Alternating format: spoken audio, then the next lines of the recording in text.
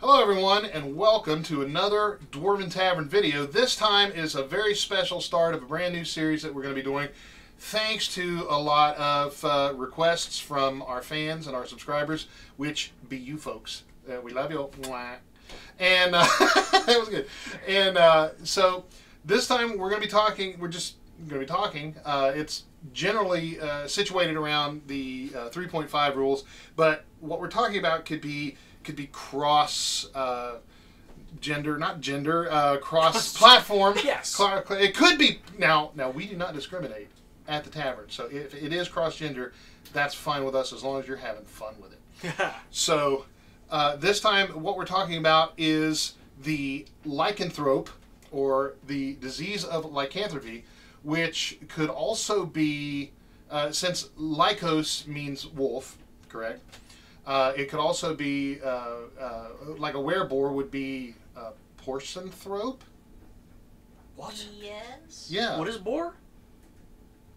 Porcine. Porcine? Porcine. Wouldn't like a bull be like A bovine bovathrope. A bovathrope? Bovathrope. What's up? I'm a bear. bovathrope. A bear would be an ursathrope. That would actually be. An ursathrope. I'm sorry, I'm still stuck on the the clone army. Bovathrope. That would have been. Yes, yeah, indeed. And actually were-rats would be ratathropes, because ratus is the thing. So anyway, what we were talking about earlier that made such a really good, it was actually Tavernier Lyric. Oh, by the way, I am Dr. Jeff Goins. At the far end is Dr. Lissa Goins, the Tavernier Lissa. Then we've got Tavernier Lyric and Tavernier Ian, soon to be Dr. Ian. Yeah! I'm not that enthusiastic with my degrees, so I'm taking my time. Okay, all right. Well, you can take your time. You're young. Yeah. So anyway, they had an idea in discussion about the different forms of lycanthropy, is the concept of races. And you know how when the alien got into the dog in the third movie, in the third movie, and it was a little different. Well, why wouldn't that be the same case with the werewolf? Yeah, So, because lycanthropy even changes like person to person. So why wouldn't it change from race to race? Well, I can't take full credit. I was actually having the conversation with Lissa, and oh, it was you two. I thought it was I thought it was me. It was all of us. We were all talking. Maybe all at we once. had this conversation more than once. Probably.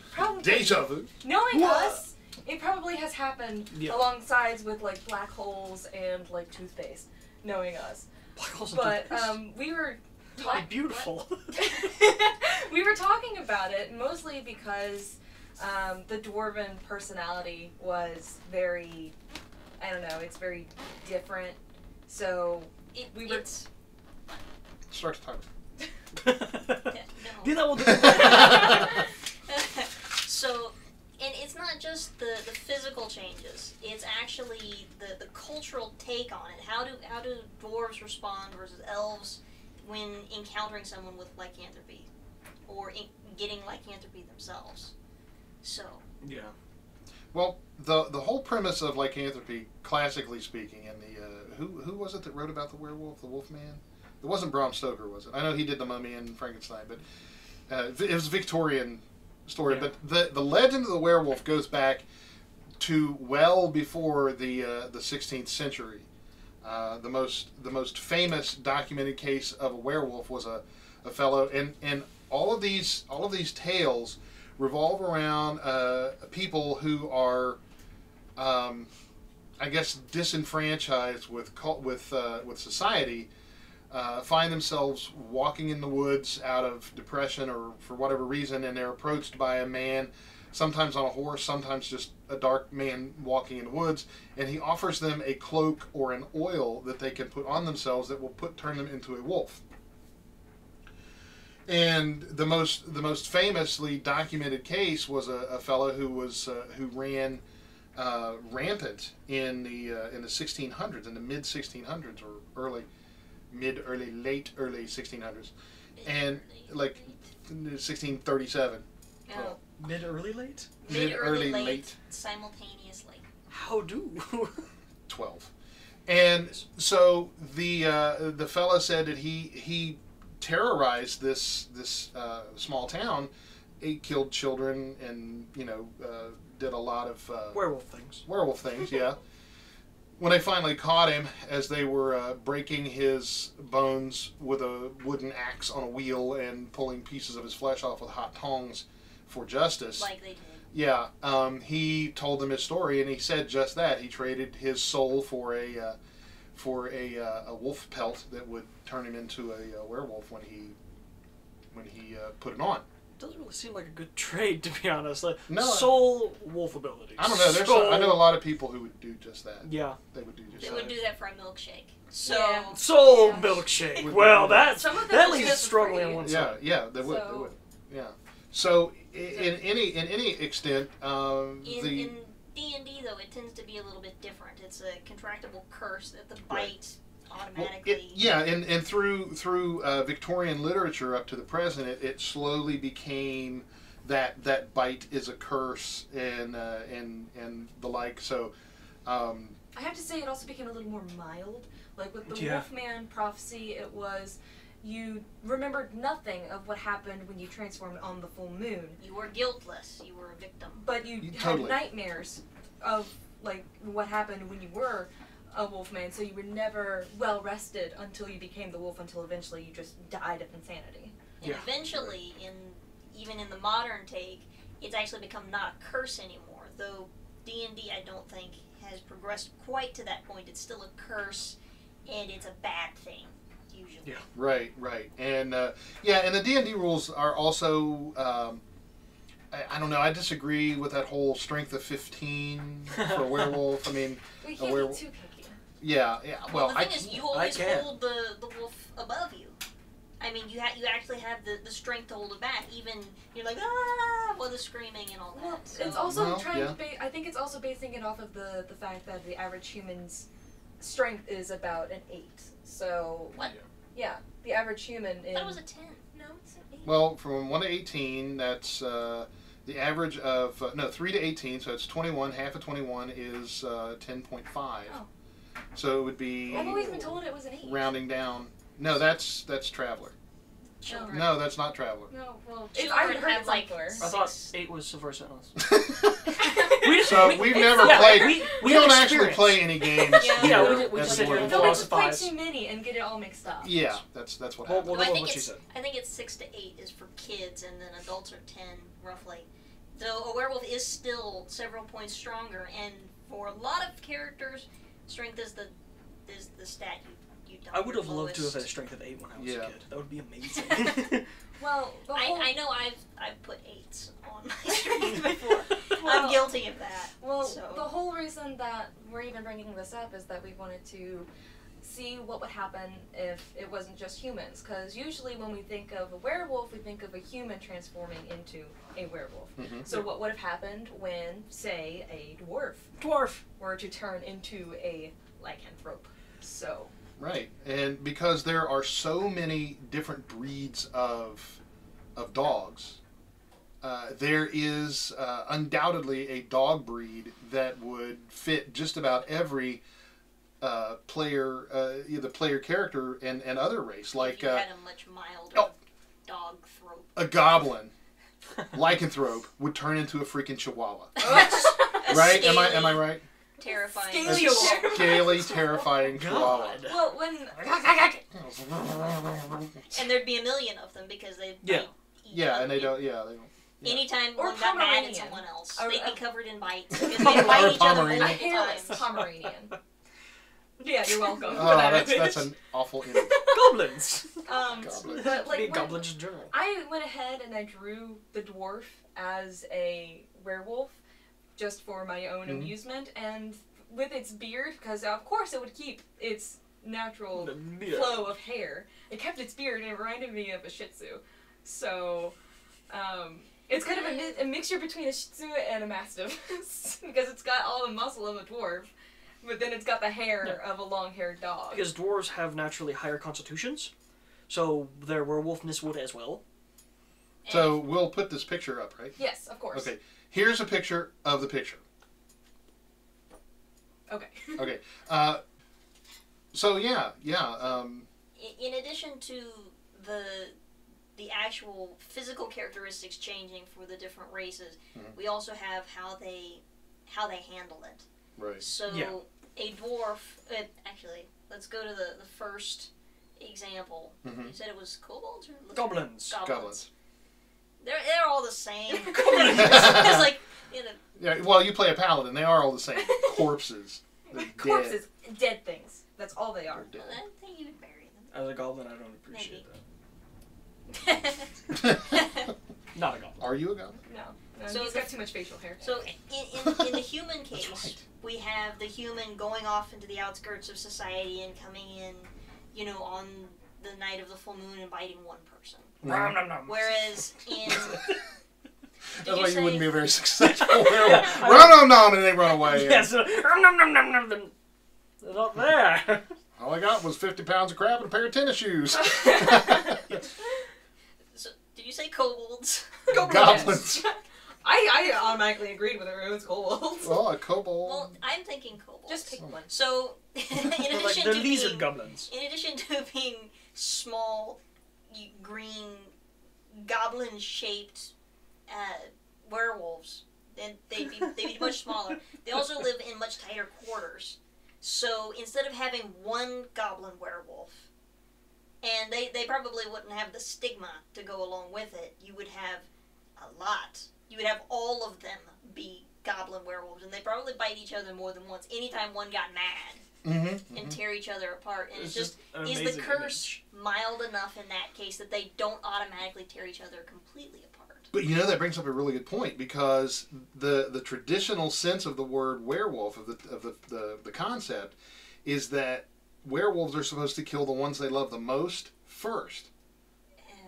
And kobolds. But kobolds, goblins, all the goblinoids. Yes. They really, I don't know if they're really clan based. I mean, they're evil by nature, but would they have loved ones and serious attachments? I think it's that you start hating people and the loved ones are closest. Right. Whereas with the goblinoids and, you know, the general naturally evil monsters, they tend to already hate everything. And of course, when they live in close quarters, everyone is closest. So that makes sense. Would you have a large writhing mass? Teeth and curse. Or just imagining that, just a like writhing mass. Or would you have one that survived, half dead, and it crawls, and gets killed by the nearest It's dwarf. the plague rat that gets the first human. Right. It reminds me of the movie World War Z. Yeah. But they're just a bunch of like a rat king or a mouse king. God. So yeah. And do goblins have tails? No, kobolds do though. Kobolds. I'm sure goblins have deformities, and you know. Yeah. I'm sure somewhere there is a goblin kobold hybrid that's being very offended right now. Well, I'm sure they'll leave a comment and let us know if you or your relation are goblins, and I know you're out there. I'm very sorry. I apologize. Yes, but the underlying stature, predisposition, that's a word I was escaping me. The underlying predisposition of a werewolf is fury and feral rage and a whole lot of bitterness. A whole lot of bitterness, and this desire for violence. That's the mainstay of the werewolf because in olden days, werewolves were wolves, just normal everyday wolves, were feared and despised and hunted and killed every chance they got, because they killed livestock, they took babies, and they did all the things that are blamed. Another constant trope with werewolves is that they regenerate, and that it takes something special to actually kill them. So a werewolf could not necessarily rip another werewolf apart. Well, they could. So It's just it wouldn't be effective for very long. The first time any of the other goblinoids was bitten, that they wouldn't be able to rip each other apart. Meaning that you would have more than one. Oh yeah, it would in a goblin society. Lycanthropy would spread like a virus, like a superbug. Then again, everything spreads through a goblin encampment, like a virus. Except cleanliness. And ironically, it would probably be easier to deal with a large group of werewolf goblins because something actually bothers them. So yeah, they would have more fears as a goblin werewolf than they do as just goblins. So we were talking about the different breeds of dog, because there's a breed of dog that would match every single player character race, and probably any like orcs might be pit bulls. I mean, not that pit bulls are bad. They're it'd be like an ugly cross between a pit bull and a pug. Yeah. With the tusks. Right. I was thinking like a pug and a bulldog. Because it is my belief here in the tavern that it is not the dog. The dog is just like any other thing that you can use at your discretion. If you can train him, you can make him be nice. So pit bulls themselves are not necessarily predisposed towards violence. It's the person who trains them who gets them into trouble and gives them a bad name. So there is that. We all believe that at the tavern. Yeah, I think so. And because I've known a lot of really sweetheart pit bulls. Oh yeah, I love pit bulls. And and then I've known some little Pomeranians that I would just like to crunch. Pomeranians. Most of them are cute. Most of them are really cute. But some of them I would just like to do terrible, terrible things to. So would lycanthropy make orcs trainable? Well, an ogre would suggest everything is trainable. I'm not an ogre. Why would you say that? Oh. Well, Gruff Bigness is half ogre. Yes, he is. Yeah, her character has Gruff Bigness. He's the war boss of this in an orc campaign we're playing, and he's predisposed to machinery, and they're plain touched. Yeah. And, so that actually happened in game. That wasn't that wasn't planned. Yeah, we don't. Moving back to Lycanthropy. So, what do you guys think would be like the quintessential appearance of the various races and their to figure lupine counterparts? To figure out what every race would look like as a werewolf, we would need to figure out what a default werewolf looks like. Because all we have is the human, but that's with human traits on it. Moderately long hair, regular build. Yeah, so what does a default messed with werewolf? I think the type of animal that the werewolf is usually based off of is kind of like a German Shepherd. It's got sometimes shaggy hair. Actually, it's probably just a regular brown wolf. The thing is, that's what a German Shepherd looks like, though. It's just wolf. It just isn't pattern. The main problem with it being what a wolf. We don't have as much variety with wolves. Well, the thing is, if a werewolf looked by default a wolf, then things would change more toward wolf-like things, but they don't always do that. Because almost every wolfman and like freaking big old burly, like almost bear-looking things. Just like that. Yeah, look just like wolves in some aspects, but those are all humans. And they all look really, really, the scale is enormous in the different appearances. So it's hard to tell, it's like, yes, wolf traits definitely, because we had a booth. So, we know that. Because the most famous werewolves in movie history is the Wolfman, the Lon Chaney Jr. Wolfman. You've got the even better modern Wolfman look of, it was Benicio del Toro played Wolfman with, oh my God, Anthony Hopkins. I can't believe I forgot his name. Sir Anthony, please forgive me. And he won't. He'll come and eat my face off. And then you've got the Howling werewolves, which is Howling, Silver Bullet, the Stephen King movie, Silver Bullet. Yeah. And those various other types of more anthropomorphic wolves than guys with, human beings with wolf-like features. So, what would be our version of like a dwarven werewolf? He would have the beard, because we have seen werewolves that have normal length hair, as if they added hair and didn't subtract any. So we'd have the regular braided, epic beard. Mm-hmm. Yes, epic beard must happen. And since in humans we add 5 strength points, 10 is the base and 15 is. Okay. So you're looking at a burlier dwarf. Mm-hmm. And that's just a concept. That's a concept all on a more burly dwarf. And they would be very well Yes. Or burlier. A burlier. You could do both. The burlier gets the worm. That dwarf would be very well kept. Because dwarves are all about pride. It's not what you do, it's how much pride you take in doing it. And how well you do it. It's in the craftsmanship. So they would be so proud. Even though they had a curse, they would manage it as if it were any other profession. Okay.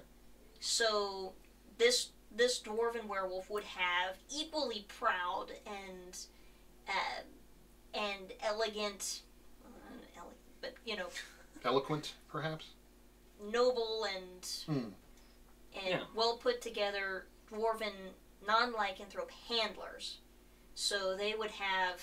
They would have a lot of pride in it. The silver chains and silver crossbow bolts, but they would walk with this dwarf to handle anything that needed to be handled by a stronger dwarf regenerating teeth and claw monster. And would probably have a what is it called? Like the dentures, silver dentures in his mouth. I have a feeling grill. that the dwarf wouldn't get any hairier becoming a werewolf. You just get a little bit bigger. He just gets a little bit burlier. He's like, oh no, I'm changing! His beard goes. Yeah. Okay, so werewolf are all the moon. It's not a werewolf. He grows a tail and ears. That's it. Yeah, that's about it. his buddy goes, werewolf! Oh no! I can just see it though, the silver gauntlets and the silver fanged dentures to prevent anyone from being bitten specifically, and that dwarf would specifically live to kill other werewolves because that is pride in handling a curse. That's cool. That could An be elf. Elves. Yeah, what about elves? Like a greyhound or a whippet? Yeah, Or an Afghan? because their hair would be long and flowing elven hair. yeah. Their society is very noble. They're very proud. They're very elegant. But nothing is better than an elf. Yeah, Yes. elves are elves believe that elves are the pinnacle of what you should be. So if they were to be cursed by anything, let alone like being cursed even with bad gas, It'd be like, oh, dandruff, and they're like, that's bad. But being cursed by something that's incurable, like lycanthropy, except for with sainthood, it's you might as well just kill yourself if you're an elf. If you get like, but elves are terrified of death because if you have lycanthropy, killing yourself isn't really going to work. What I'm saying is that the elven society would ostracize you, or it would murder you. So you would either have the choice... Stop the curse, or run away. Yeah, you would either have the choice of exile, or you would have the choice to I don't think you would have a choice, to be honest. They would say, lycanthropy. Yeah, and we don't have anyone who can cure it, so... Yeah, lycanthrope stab, just... Or, that's a good point. Well, they could probably take you to a healer if someone knew how to cure lycanthropy. Well, yeah, I'm sure the elves are communities that are old enough to know how to cure lycanthropy. Yeah. And another thing, too, is... or you go on the exile to search for saintlyhood so that you could rid yourself of it. I don't know if an elf would do that, because they were already exiled. I'm not sure that elves really change their mind that often. But see, another thing that I think about werewolves that occurs with the curse of lycanthropy is that you get this overwhelming sense of self-preservation. Yeah. Because there are people who, in stories and movies, they're suicidal up to that point. They're suicidal up to the point of actually doing it, and then they, like in Silver Bullet, the priest who was like tormented, and he was like, "It's not my fault. We're our ball bat," and like he needed a ball bat, but it was fun, and. You know, it's a curse. You're plagued with nightmares every night, and it's a terrible curse. But you're the werewolf inside you, the whatever that is inside you. It gives you that super uber overwhelming sense of self-preservation that you can't actually bring yourself to ending it. Yeah. So an elf would probably end up looking because a dwarf obviously would be like and get more bulky. They would just get bigger. An elf would become emaciated and hollow. I don't know if they'd become emaciated, but they would get like really tall, and they would like a greyhound basically. Spindly arms. But the thing is, they would still get the muscle mass because elves aren't naturally they're frailer than dwarves. I think after being exiled, they become emaciated. Yeah. Well, they wouldn't last very long after that, but. Oh, a tavern kitty. The tavern kitty, Xena. That's my baby. That's our local bard. Yeah. Yes. Yep. She's also the local beggar. And then, well, you know, a bard. The local sheriff. And the sheriff. She's the sheriff. Hey. So when we return, we will continue, and we'll talk a little bit about the other races, some of the other races. Yeah. So don't go away. We'll be back in our very next video, which is Dwarven Tavern talks about lycanthropy. Thank you for watching. And we'll see you next time. Yeah.